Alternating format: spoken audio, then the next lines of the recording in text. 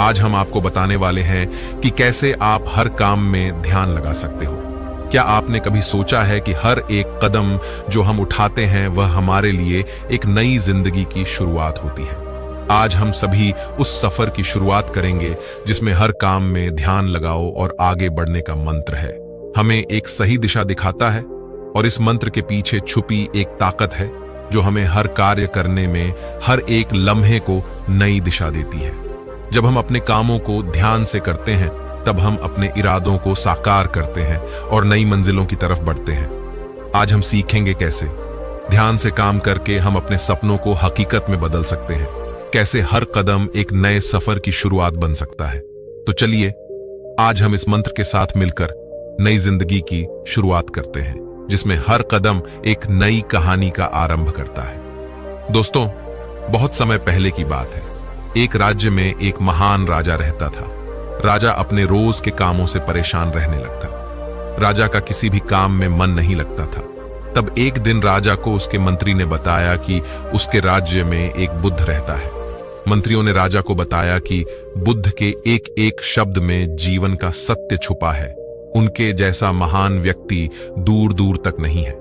तब राजा ने सोचा कि एक बार चलकर देखते हैं कि बुद्ध सच में इतना महान है। अगले दिन सुबह राजा ने अपने मंत्रियों से रथ लेकर चलने को कहा। राजा उस बुद्ध से मिलने निकल पड़ा। बुद्ध एक पहाड़ी के पास एक छोटे से गांव में रहते थे।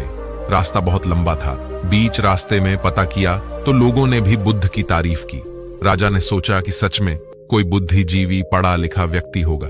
शाम को जब राजा बुद्ध की झोपड़ी के बाहर पहुंचा तो राजा ने देखा कि एक मजदूर छोटे से बगीचे में काम कर रहा था। उसके पूरे शरीर पर मिट्टी लगी थी, पैरों में चप्पल नहीं थी। राजा ने पूछा, महोदय बुद्ध कहाँ रहते हैं? मैं उनसे मिलने आया हूं।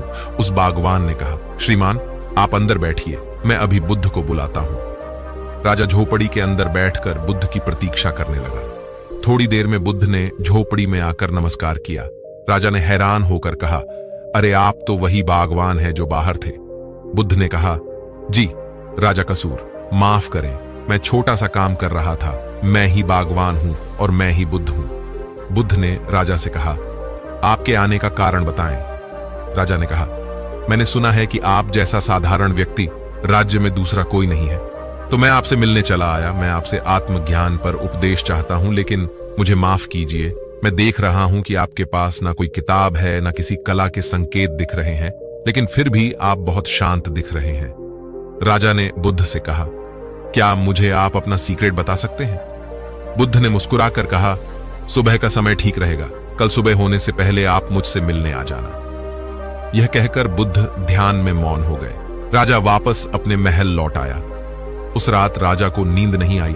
उसे चिंता थी कि बुद्ध कल सुबह मुझे क्या बताने वाले हैं। अगले दिन सुबह राजा बुद्ध के पास पहुंचता है। बुद्ध बगीचे में खड़े थे। राजा ने बुद्ध को प्रणाम किया। बुद्ध ने कहा, राजा यहां आइए और यहां से सभी पौधों में धीरे धीरे पानी डालो। और राजा से कहा, ऐसा करते करते तुम्हें इन 10 पौधों में पानी डालना है, लेकिन याद रहे कि पानी डालते समय तुम कुछ और मत करना, ना कुछ सोचना। अपना पूरा ध्यान पानी डालने पर रखना। अगर कोई ख्याल आए तो रुक जाना और दोबारा से पहले पौधे से पानी डालना शुरू करना। जब तुम सारे पौधों में पानी डाल दोगे तब तुम मेरे पास आना, मैं तुम्हें वो सीक्रेट बता दूंगा। बुद्ध की बात सुनकर राजा को लगा कि बुद्ध किस तरह का काम करवा रहे हैं। राजा को पहली बार इस तरह का काम मिला था। राजा ने कहा, ठीक है। बुद्ध राजा ने बड़े ध्यान से पहले पौधे में पानी डाला, फिर दूसरे पौधे में पानी डाला, फिर तीसरे पौधे पर। जा ही रहा था कि वह रानी के बारे में सोचने लगा। राजा बुद्धिमान था। उसे पता था कि बुद्ध उसकी परीक्षा ले रहे हैं। अगर वह चीटिंग करेगा तो पकड़ा जाएगा। इसलिए राजा फिर से पहले पौधे में पानी डालने गया। इस बार वह दूसरे पौधे तक ही पहुंचा था कि पानी डालते डालते वह अपनी पुत्री के बारे में सोचने लगा। राजा बहुत परेशान होकर फिर से पहले पौधे के पास पहुंचा। राजा जितनी कोशिश करता उतना चिंतित हो जाता और खुद को किसी न किसी विचार में फंसा लेता। आखिरकार ऐसा करते करते शाम हो गई, लेकिन राजा आखिरी पौधे तक पहुंच नहीं पाया। जब राजा थक कर बैठ गया तब बुद्ध ने कहा, राजा मैं तुम्हारी ईमानदारी से बहुत खुश हूं, इसलिए सुनो। जब मन विचारों से खाली होता है तब उसमें मन का असली स्वरूप साइलेंट अवेयरनेस प्रकट होती है। तब हर साधारण काम भी तुम्हें ज्ञान और शांति देता है। राजा ने कहा, लेकिन यह संभव कैसे है? जब हम काम करते हैं तो हमें कई विचार परेशान करते हैं। बुद्ध ने कहा, राजा, तुम पौधे में पानी नहीं डाल रहे थे, तुम जल्दी से जल्दी अपने काम को खत्म करना चाहते थे। तुम्हें काम खत्म करने की जल्दी थी जिससे तुम मुझसे बात कर सको। इसीलिए तुम्हें यह काम बोझ लग रहा था, जिस कारण तुम इस पल में रुक नहीं पाए।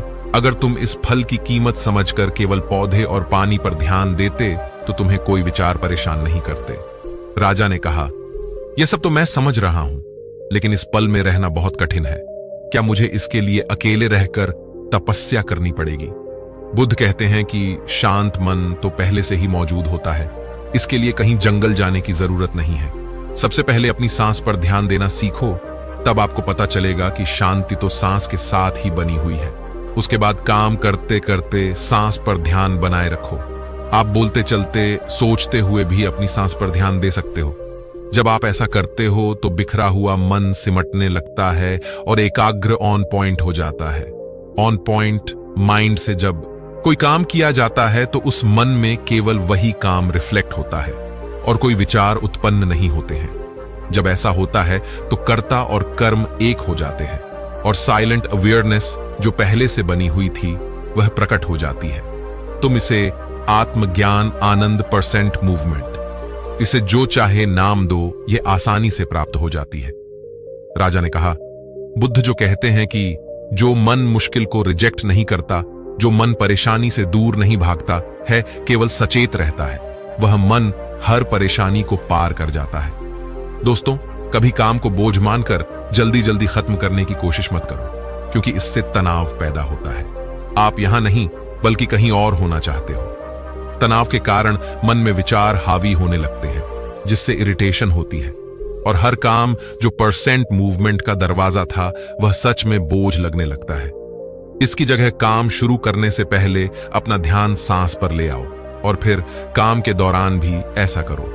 सांस का ध्यान काम के ध्यान में बदल जाएगा और कठिनाई डिस्टर्बेंस आते हुए भी आपको छू नहीं पाएगा और आप जो भी काम करोगे उसमें आपका ध्यान लगा। राजा ने बुद्ध से कहा, मैं कैसे अपना ध्यान काम में लगाऊं? बुद्ध ने राजा से कहा, जब मैंने आपको पौधों में पानी डालने को कहा था वो काम सिर्फ कुछ देर का था, लेकिन आपको वही काम करने में पूरा दिन लग गया और काम भी पूरा नहीं हो सका। ठीक वैसे ही यदि तुम अपना ध्यान केवल पौधों पर रखते तो वो बहुत आसान काम था। आपको अपनी सांसों को अपने काम से मिला लेना है, तभी तुम्हारा ध्यान काम पर होगा। तुम्हारा फोकस ही तुम्हारे काम को आसान बना सकता है। यदि तुम अपने काम पर फोकस नहीं कर सकते तो वही काम तुम्हें कठोर लगेगा। यदि तुम जिस काम को कर रहे हो तो अपना पूरा फोकस उसी काम पर लगा दो, वही काम तुम्हें आसान लगेगा और पता भी नहीं चलेगा कि काम पूरा कब हुआ। तुम्हारी सांसें और ध्यान ही तुम्हारे काम को आसान और कठोर बना सकते हैं। एक काम को खत्म करने से तुम्हारी आधी से ज्यादा चिंता खत्म हो जाती है। बुद्ध की बात सुनकर राजा ने बुद्ध का धन्यवाद किया और अपने महल लौट आया। दोस्तों,